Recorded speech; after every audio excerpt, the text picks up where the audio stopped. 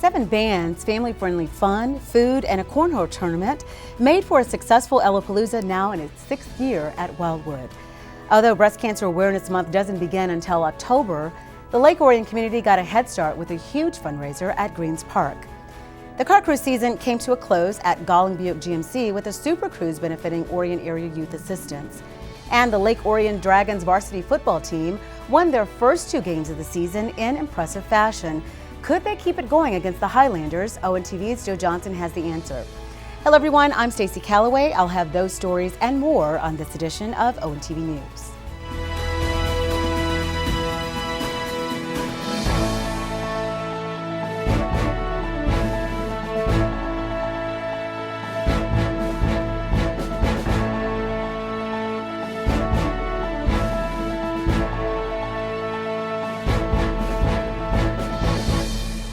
Over the past several years, the Lake Orion community has really worked hard on making certain areas more inclusive and accessible to all members of the community. But these improvements wouldn't be possible if it wasn't for the donations and contributions from residents and local businesses. Recently, a major fundraiser was held in Orion Township, and it was a tremendous success. On Saturday, September 14th, the community came together at Orion Township's Wildwood Amphitheater for a day-long concert festival known as EllaPalooza. Now in its 6th year, the festival offered great music as well as food and fun for the whole family. And perfect weather produced the largest turnout in the event's history. We changed a few things up this year, a lot more exciting stuff, but definitely the word's getting out and the bands are wanting to play and everybody's coming out earlier, and of course the beautiful weather today doesn't hurt, right? That's awesome. Describe the atmosphere today, everything that's going on. It's a electric atmosphere, I feel like. It's super fun. I mean, we've got so many new things for the kids. Yeah, so we're super excited. Definitely word's getting out in the community because, I mean, people are telling me that they talk to people and that they're like, oh, we're going to EllaPalooza this weekend, and everyone's like, who are those people? We don't even know them, but it's awesome. So it's definitely not for friends and family. Like, it's not just friends and family anymore. It's definitely the word's getting out. We were in the paper. We didn't even ask anybody to put us in the newspaper, and somebody put us in the Oakland Press. So yeah, it's definitely getting the word out. It's awesome. Yeah. 7 different bands performed throughout the day, with many returning year after year. The headliner was Sawyer Fredericks, who won Season 8 of NBC's The Voice in 2015. In addition to music, sponsors provided family-friendly activities, and vendors were on hand offering a wide variety of products and food. Motor City Cornhole returned to host a tournament. Money raised throughout the day helps make the community a more accessible place. So all the proceeds from the event today are going to be going to build a concession stand out at our new the Miracle League of North Oakland that just opened. So Easter Seals helped us to open that with Orion Township and Independence Township. And the concession stand is going to employ special needs individuals, so it gives them a chance to work. If you missed out on EllaPalooza, it's not too late to help make a difference. Visit EllaPalooza.org or thedaisyprojectmi.com for more information or to make a donation today. Since 1985, October is also known as Breast Cancer Awareness Month, a campaign to raise funds and awareness of the disease. Here in Lake Orion, a group of community leaders have gotten a head start with events taking place throughout September. On Sunday, September 15th, Lake Orion's Greens Park was the site of the first ever Boobs, Tubes, and Dudes event. 4 community leaders known as the Real Men of Orion organized the event, which invited residents to enjoy one last summer blowout on the lake with food, music, and fun. So we're just going to hopefully raise a lot of awareness. Our goal is by the end of this campaign, over the next couple months, everybody in Orion is going to be wearing pink shirts. They're going to be thinking about breast cancer, thinking about getting checked to make sure that they're keeping an eye on their health. And we're going to put Lake Orion on the map. The real big goal is Lake Orion on the map, which I think it already is, as the most giving community in the country. So we're going to try and just build this and build it. And if it goes great this year, which it's already off to a great start, we'll continue in years going forward. Well, it's a great group of guys, and I like bringing awareness, cha-cha, and and you know, I've had family members and friends in the community that have been touched by cancer. Not necessarily all breast cancer, but you know, cancer definitely we need to go after it, and I definitely for this cause, and especially for my good friend Katherine. You know, she's the director of the library, very good friend. She's a survivor, and you know, we're here for her. Well, actually today, why is because we want to raise awareness and we want to raise funds for women and men suffering with breast cancer. And the awareness is huge, but most importantly, these dollars not only go to, some of it goes to research, but the majority of this money stays in Michigan, the United States, just for women who need that, for motel rides to stay motels to stay next to where they're having treatment, Uber rides to the treatment. So there's a lot of good that comes out of this. Of course, Lake Orion likes to do crazy things. Yeah, this is a little odd, but it's all for the cause. So come on down, join us. We're going to be doing this all through the month of October. The goal is to raise $10,000, and organizers say they expect to blow past that. Breast Cancer Awareness Month actually begins in October, so the Real Men of Orion have plenty of fundraisers and events planned throughout the next 6 weeks or so. For the latest news and information, including a list of upcoming events, visit realmenoforion.com. Galling Buick GMC kicked off its 2019 car cruise season way back in May and hosted a charity cruise every month since then. With the arrival of fall, the dealership wrapped up the season with one last super cruise. On Saturday, September 14th, beautiful weather brought out hundreds of cruisers and car buffs to Galling Buick GMC for a super cruise to wrap up the 2019 car cruise season. It was the dealership's 5th show of the summer, and visitors enjoyed food and music as well as a parking lot full of classic cars and hot rods. And like the previous cruises, this one acted as a fundraiser for a local charity. Today is great. Today is just a super day. I mean, today is, I'm going to call it Corvette Day because we've got so many Corvettes here. It's unreal. We could almost be a dealership. They know how to party. Yeah, I don't think Mr. Galling wants me to say that, but yeah, no, it's a great day. People look happy and people are walking around, so it's really great. Each cruise, what we do is the charities themselves will come out and they'll work either the food, doing 50-50, and if they have items to sell or whatever, or raffles, they can do all that and all the profits go to them. We let them do all that. We supply everything for them. Benefiting from the Super Cruise was Orion Area Youth Assistance, whose mission is to strengthen families by empowering youth through community involvement. Oh gosh, we feel so honored to be one of the chosen charities that they choose. It's just amazing that they do this for us. We're very thankful. In what ways does the money raised here today benefit the organization in your mission? So we do scholarships for summer camp and enrichment scholarships for students to participate in extracurricular activities, students who have a financial barrier, and it's all done through donations, and so these donations are what fund the ability for us to send kids to camp and to participate in those activities that are so important for their growth. Well, our mission is to help strengthen families, and how we do that is we have casework services for kids that need it, and again, what Amber said is that we have opportunities for kids to be able to do things that they wouldn't normally get to. We also do a lot of family education. So I think it's opportunities like this gives us the opportunities to give back to the community and give back to those children. Occasionally, while visiting these car cruises, you might run into something you've never seen before. That certainly was true when we ran into Dan Czar of Redford, who displayed his mini semi-truck made of glass and metal that acts as a jewelry box.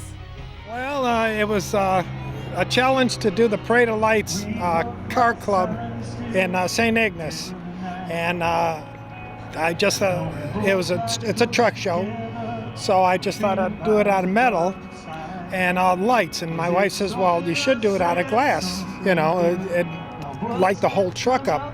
So that's how it all started. This is 1 out of 6, and it's all glass. This one right here has 122 pieces of glass. It's got almost 190 lights on it because it's all neon and all the running lights work. The lights are in the stack, and headlights, backup lights, tail lights, all that. Now, seeing that it has all these compartments and stuff, who did you have in mind when you built it? Well, my wife. She says, I always wanted a jewelry box. She loves trucks. I says, well, how about if I build you a truck and we'll make it a toolbox and a jewelry box. So that's how that happened. Now that the car cruise season has come to an end, Galling Buick GMC can now get to work on preparing for the Holly Jolly Folly, an annual fundraiser that benefits the Orion Lighted Christmas Parade. Mark your calendar for Friday, December 6th, with the parade taking place the following evening in downtown Lake Orion. Wednesday, September 11th, marked the 18th anniversary of the tragic events that changed the world in 2001. Communities across the country host events that remember the lives lost on that day and honor first responders. In Lake Orion, an event planned to take place at the Orion Veterans Memorial was forced to find a new location when severe weather came through the area. At the last moment, organizers found the Orion Center, which was closed for the evening and had no conflicting events scheduled. Orion Center staff scrambled to prepare for the event and welcome their unexpected visitors. Retired Fire Chief Bob Smith welcomed visitors and introduced guests who remember the first responders, military personnel, and civilians who lost their lives on that fateful morning in 2001. While going through Facebook and seeing how everyone was posting things about this day 18 years ago, I became emotional at times, and one thing caught my attention that I believed to be true. I miss 9/12. I would never ever want another 9/11, but I miss the America of 9/12. Stores ran out of flags to sell because they were being flown everywhere. People were Americans before they were upper or lower class, Jewish, Christians, Republican, or Democrats. We hugged people without caring if they ate Chick-fil-A or wore Nikes. On 9/12, what mattered more was that united us rather than it divided us. The keynote speaker was Jennifer Erickson, whose life was changed after witnessing the events on television. She enrolled in Oakland Police Academy and became a sheriff's deputy in 2002. As former President Bush said, America, its friends and allies will stand together to win this war against terrorism. On September 11th, our nation rallied together as one. Heroism and compassion were boundless that September day. Today on Patriot Day, we remember those who were killed, recognize all that were survived, and honor the sacrifices of all the first responders and recovery workers. I know I will never forget, and my hope is that no American ever does. Also during the ceremony, VFW Post 334 Commander James Hubbard presented 2 awards to deserving individuals. Named Police Officer of the Year was Oakland County Deputy Shane Freiberg, and receiving the award for Firefighter of the Year was Orion Township's Arthur Schraw. It's just only proper that we should honor those that have given so much to help our community and be someone we could always depend on. Like you say, when the fire starts, somebody comes a running, and this gentleman does. So thank you so very much, Patricia.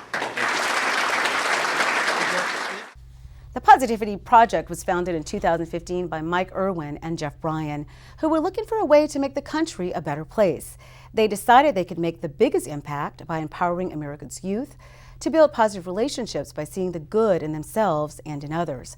One local elementary school has incorporated the project into their curriculum. ONTV's Tessa Bratton has the story. On Friday, September 6th, students at Weber Elementary School gathered in the gymnasium to kick off the Positivity Project. The school has partnered with this nationwide program to gain access to resources, training, and strategy.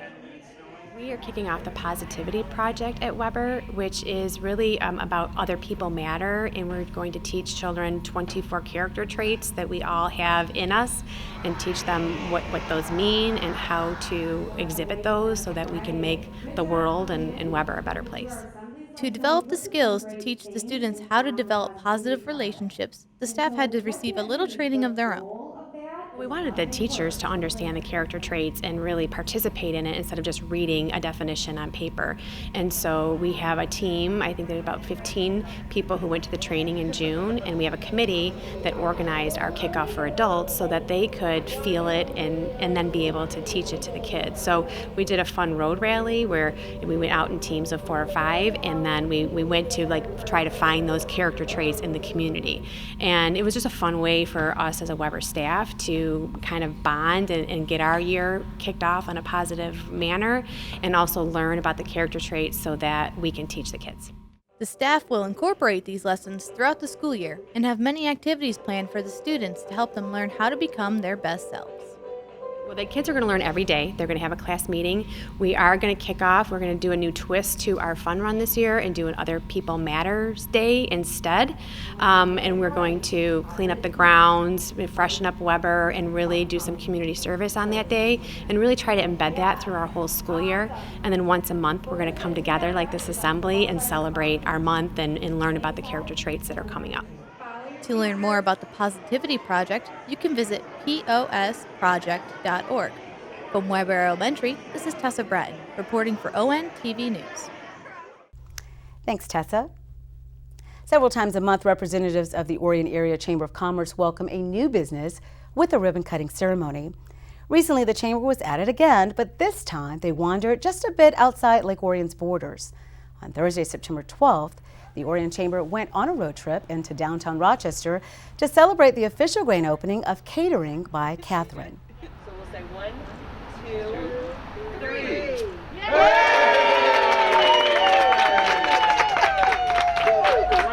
3. Catering by Katherine has been literally serving the community since 1983. When the previous owner retired approximately 5 years ago, Mark and Lisa Bittinger purchased the business. In August, the Bittingers moved into this building in downtown Rochester, doubling their square footage from 600 to 1,200 square feet. We have additional cooking equipment. We used to have just a double oven and a range. Yeah, and now we have a fryer, we have a charbroiler, we have an indoor smoker, we have a salamander.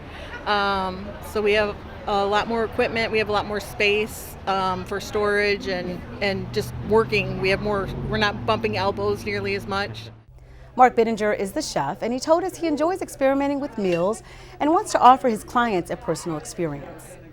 One of the first questions I like to ask for really any party would be, are there any family dishes that you guys love that you'd like to see on the table, or is there something Grandma used to make that's no longer there that you'd like to see again for your wedding? You know, something along those lines to really try to make it special and bring it home. Their daughter, who happens to be named Katherine, told us her favorite meal prepared by her dad. Probably when Daddy makes his French toast. That's probably the best one because it's really good. I don't know how he does it, but he just does it really good. The French toast on the menu? Yep. We have our caramelized baked French toast, and it is a hit. Anytime we've made it for a party, we've had callbacks asking for it at the next. So. To see their menu or for more information, visit cateringbycatherine.com. You can also find them on Facebook and other social media. The Lake Orion Dragons 2019 varsity football season kicked off with a 17-7 win against Lapeer High School on the road, followed by the home opener at Dragon Stadium with an impressive blowout victory against the favorite Southfield A&T Warriors. Could the Dragons keep the momentum going when the Adams Highlanders came to town? ONTV's Joe Johnson has the highlights. The game between the 2-0 Lake Orion Dragons and the 2-0 Rochester Adams Highlanders, scheduled for a Friday the 13th, was postponed after a brief but severe thunderstorm knocked out power at Dragon Stadium. Kickoff was rescheduled to Saturday night. With 9:17 left in the first quarter, the Highlanders are facing a second down on their own 20 when running back Griffin Henke loses the handle on the ball. Dragon Ashton Crow comes up with it, giving Lake Orion possession on the Adams 25-yard line. On the next play, quarterback Blaze Lauer completes a pass to Andrew Van Heck, who takes it down to the Adams 4-yard line. On first and goal, Lauer pitches it to Van Heck, who gets a block from Kobe Manzo and goes into the end zone for Lake Orion's first touchdown of the game. The Ross PAT was good, and Lake Orion is on top 7-0. Let's go to the second quarter. The Highlanders put together a long, sustained drive that started at their own 9-yard line. Facing a fourth down on Lake Orion's 2, quarterback Carter Ferris lunges into the end zone for the score, completing a 91-yard, 9-play drive. The PAT was good, and the score is tied at 7 apiece. Then, with 3.5 left in the first half, the Dragons are moving the ball. Lauer takes the snap and hands off to number 11, Mitch Howell, who streaks down the sideline and finds the end zone. The extra point was good, and Lake Orion regains the lead 14-7 with 3:13 left in the half. But before the half can come to an end, Adams once again finds themselves in the red zone threatening to score. Now this is where things get a little crazy. On 1st and 10 on Lake Orion 16, Ferris hands off to number 11, Nick Traficante, who is tackled on the 5-yard line. With the clock ticking, Adams is out of timeouts. On first down, Ferris keeps the ball, but is stopped just shy of the end zone by the Dragon D. Tick, tick, tick, tick, tick. On second down, Ferris hands off to Anthony Petrito, but he is stuffed at the line. Tick, tick, tick, tick. On third down, Ferris tries to sneak it in again, but is stopped just short again. Then this happens. That clock's going still. That clock's going still. It's fourth down. Wyatt.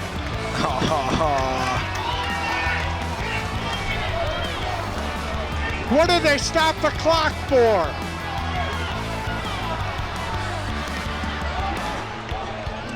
Did he get in, yes or no? The Dragons are saying no. No signal. They didn't get in.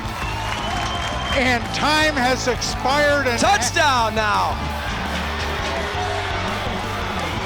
Okay, which is it? They're calling touchdown. Incredibly, the Highlanders get what essentially is an extra timeout. The PAT ties the game at 14 apiece at the end of the first half. Now let's go to the third. Lake Orion has a 1st and 10 on Adams' 37-yard line. Blaze Lauer takes the snap, rolls right, and launches a perfectly thrown ball into the hands of Mitch Howell in the end zone. The Dragons regain the lead, 21-14 with 9:51 left in the third. The Highlanders close the gap on Derek Larson's field goal to make the score 21-17. The teams line up for the kickoff, and Sinai Pelot makes an ill-advised decision to field the kick inside his own 5-yard line.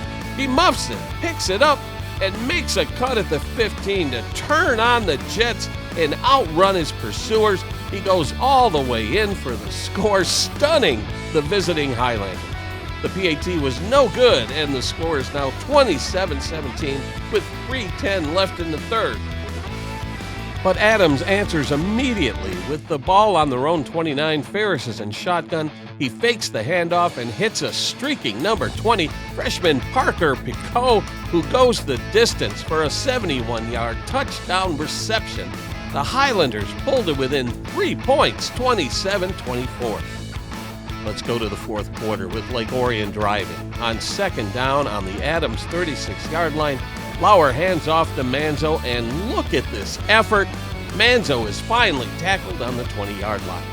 On second and 10, Manzo takes the ball down to the 7-yard line for a 1st and goal. A pass interference call on the Adams defense places the ball on the 3.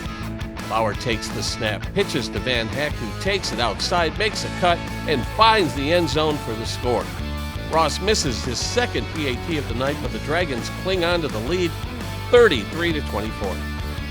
Later in the fourth, the Dragons tack on a Ross field goal to extend the lead to 12 points with 5:30 left in the game. Now, following the field goal, an unsportsmanlike conduct penalty on Adams has the Dragons kicking from the Adams 45. They pull a surprise onside kick, but the refs determine that the ball didn't go the required 10 yards, and Adams begins their drive on their own 36. The Dragons coaching staff gets called for an unsportsmanlike conduct penalty, and the ball is moved to the Lake Orion 49. On second down and 10, Ferris's pass falls incomplete, but the refs throw a flag. A defensive pass interference call places the ball on the Dragons 34. Ferris completes a pass to Petrito, who is tackled on the 30, and on the next play, Ferris's pass sails out of bounds, but there is another flag, pass interference on the Dragons. The ball is placed on the Dragons' 19-yard line with 4:29 left in the game.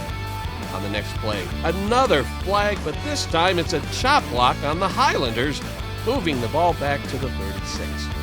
On 1st and 32, Traficante takes the handoff to the Dragons' 24. Then on the next play, another flag, roughing the passer, which gives Adams a 1st and goal with 3:30 left. Ferris throws an incomplete pass, but there's another flag. Finally, Anthony Petrito finds the end zone to make the score 36-31 with 3:22 left. But that's how the game would end. We caught up with Coach Blackstock after the game. It was wild from the start to the finish, right? Yeah. Even starting with yesterday and the delay because of the power outage, it's been kind of a wild weekend. Your quarterback played well. Your defense had their first really big test this year. They played two good teams, but they really were tested tonight. Yeah, you know, I mean, I think everybody understands and realizes that the offense that they run, that Veer offense, really poses some problems, especially when they're really the only ones that run it to the degree that they do, and it's hard to replicate in practice throughout the week. You know, our guys did the best they could, but man, they run that thing with such timing and precision and speed that for our defense, we don't want to give up 31, but man, they came through and made some plays when they had to, and helped us get that victory, which was huge. The undefeated Dragons move on to face their crosstown rivals, the 1-2 Oxford Wildcats, on Friday, September 20th, in the battle for the 00 trophy. From Dragon Stadium, this is Joe Johnson reporting for ONTV Sports. Thanks, Joe. And with that, we'll wrap up this edition of ONTV News. On behalf of the hardworking ONTV News team, I'm Stacy Calloway. Thanks for watching.